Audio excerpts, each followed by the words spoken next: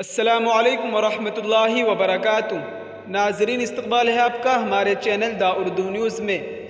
Supreme court نے U P میں غیر قانونی تبدیلی مذہب کیس کے ملزم مولانا کلیم صدیقی کی ضمانت کو چیلنج کرنے والی عرضی پر اضافی دستاویزات کے ساتھ جواب داخل کرنے کی اجازت دے دی۔ عدالت نے مولانا کلیم صدیقی کی جانب سے بیان حلفی داخل کرنے کی بھی اجازت دے دی ہے تاکہ ان کی صحت کی تفصیلات ریکارڈ پر رکھی جا سکے۔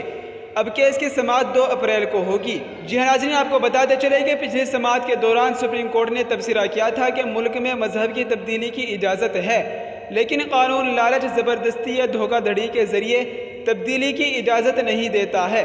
سپریم کورٹ نے یو پی حکومت سے کہا ہے کہ وہ بھاگنے والے ملزمان کے خلاف FIR درج کرے۔ تبادلوں کا ریکارڈ، الزامات سے متعلق تفصیلات دینے کو کہا گیا ہے۔ اتر پردیش ATS نے ستمبر 2021 میں مولانا کلیم صدیقی کو گرفتار کیا تھا۔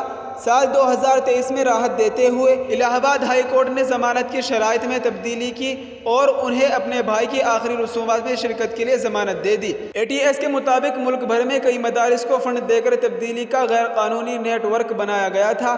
اب ان کی ضمانت کو چیلنج کیا گیا ہے۔